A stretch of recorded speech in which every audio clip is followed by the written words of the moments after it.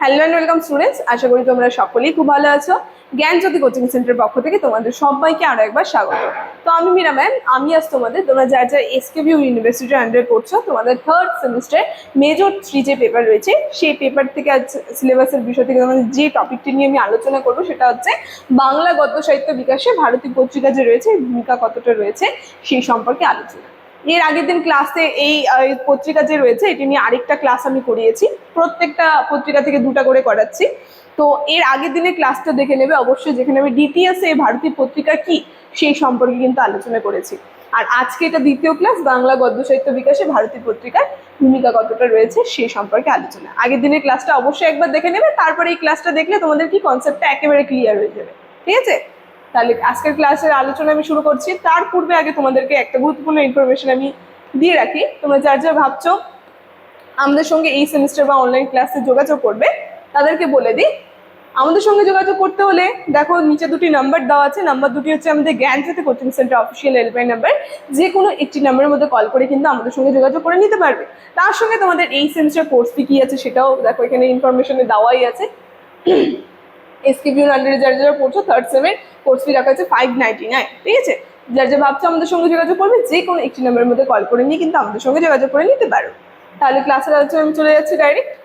দেখো, প্রথমে বলেছি আজকের আমার আলোচনার বিষয় যেটা হচ্ছে সেটা হচ্ছে বাংলা গদ্য সাহিত্য বিকাশে ভারতী পত্রিকার যে রয়েছে পত্রিকার ভূমিকা কতটা রয়েছে। ঠিক আছে, দেখ প্রথমে চলে যাই। এর আগের দিন ক্লাসে আমি আলোচনা করেছি কিছু কিছু বিষয়, যে ঊনবিংশ শতাব্দীর শেষ ভাগে তার সঙ্গে বিংশ শতাব্দী যে রয়েছে সেটার শুরুতে এই ভারতী পত্রিকা যে রয়েছে এই পত্রিকার উন্মেষ ঘটে, যা বাংলা গদ্য সাহিত্যকে নবজাগরণে আলোয় আলোকিত করেছিল। মানে একটা যে নবজাগরণ চলছিল সমাজে, সেই নবজাগরণের আলোয় কিন্তু আলোকিত করেছিল এই পত্রিকা। ঠিক আছে, দেখো কি বলছে, তার অন্যতম মাধ্যম ছিল এই ভারতী পত্রিকা। মানে সমাজে যে নবজাগরণ ঘটছিল সেই নবজাগরণের ক্ষেত্রে এই ভারতী পত্রিকা যে রয়েছে এটা কিন্তু একটা গুরুত্বপূর্ণ ভূমিকা পালন করেছিল। তাহলে কি বলছে, 1877 খ্রিস্টাব্দে দেবেন্দ্রনাথ ঠাকুর কনিষ্ঠ পুত্র দ্বিজেন্দ্রনাথ ঠাকুর এই পত্রিকাটি প্রকাশ করে। পরে রবীন্দ্রনাথ ঠাকুর ও অন্যান্য সাহিত্যিকদের সহযোগিতায় এটি বাংলা সাহিত্যে এক বিশিষ্ট কেন্দ্র হয়ে কিন্তু ওঠে। ঠিক আছে, মানে বিভিন্ন যারা রয়েছে বিখ্যাত বিখ্যাত কবিরা রয়েছে তাদের দ্বারা কিন্তু আমরা দেখবো এই পত্রিকা একটা বিশিষ্ট কেন্দ্র কিন্তু হয়ে ওঠে বাংলা গদ্য সাহিত্য বিকাশের ক্ষেত্রে। ঠিক আছে, দেখো পরে কি বলছে, নিচে রয়েছে বাংলা গদ্য সাহিত্য বিকাশে ভারতী পত্রিকার ভূমিকা কতটা রয়েছে সেটা প্রত্যেকটা পয়েন্ট দিয়ে দিয়ে কিন্তু তুলে ধরা হয়েছে তোমাদের। ঠিক আছে, আমি প্রত্যেকটা পয়েন্ট নিয়ে নিয়ে আলোচনা করবো। প্রথম পয়েন্টে চলেছে কি বলছে, যে নবীন লেখকদের উত্থান, মানে নতুন নতুন যে লেখক রয়েছে তাদের কিন্তু উত্থান ঘটতে শুরু করে এই পত্রিকার মাধ্যমে। যেমন ভারতীয় নবীন লেখকদের জন্য এক স্বাধীন ক্ষেত্র তৈরি করেছিল, এখান থেকে আরেক নতুন লেখক বাংলা গদ্য থেকে আত্মপ্রকাশের সুযোগ পায়। মানে বিভিন্ন লেখকরা যে রয়েছে নতুন নতুন লেখকরা তারা এই পত্রিকাকে কেন্দ্র করে তাদের আত্মপ্রকাশের সুযোগ কিন্তু পেয়েছিল।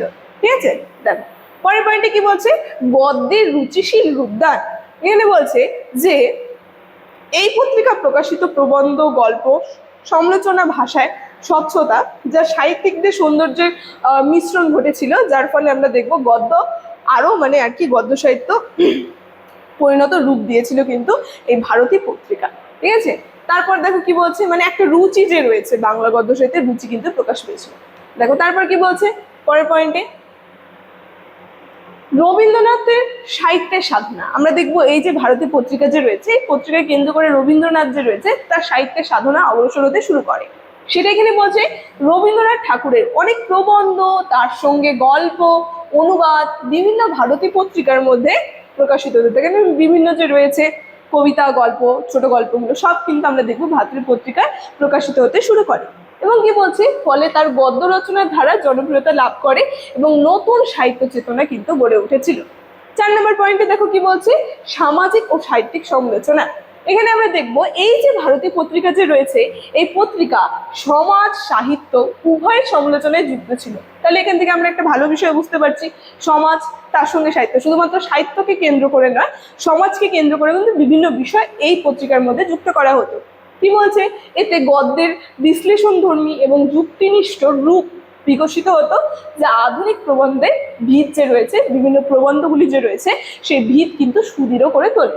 পরের পয়েন্টে কি বলছে, বাংলা সাংস্কৃতিক প্রতিফলন। আমরা দেখবো এই যে ভারতী পত্রিকা যে রয়েছে, এই পত্রিকাটি শুধু সাহিত্য নয়, ধর্ম, সমাজ, শিক্ষা, রাজনীতি বিষয়ক রচনাতেও প্রকাশ করতো। মানে আমি একটুক্ষণ আগে কি বললাম, আগের পয়েন্টে বলেছি যে সমাজ, তার সঙ্গে কি সাহিত্য, তার পাশাপাশি আমরা দেখবো শিক্ষা রয়েছে, ধর্ম রয়েছে, রাজনীতি রয়েছে, বিভিন্ন বিষয় কিন্তু এই পত্রিকার মধ্যে আলোচনা হতো। ফলে বাংলা গদ্যকে বাস্তব জীবনের নানা দিককে স্পর্শ করে বহুমাত্রিকতা লাভ কিন্তু করেছিল এই ভারতী পত্রিকা। ঠিক আছে, পরের পয়েন্টে কি বলছে, গল্প ও প্রবন্ধ রচনার প্রভাব। ভারতী পত্রিকায় প্রকাশিত গল্প প্রবন্ধে আধুনিক মানসিকতার ছোঁয়া দেখা যায়, যার ফলে পরবর্তীকালে বাংলা ছোট গল্প প্রবন্ধ বিকাশে এই ধারা কিন্তু গুরুত্বপূর্ণ ভূমিকা নিয়েছিল।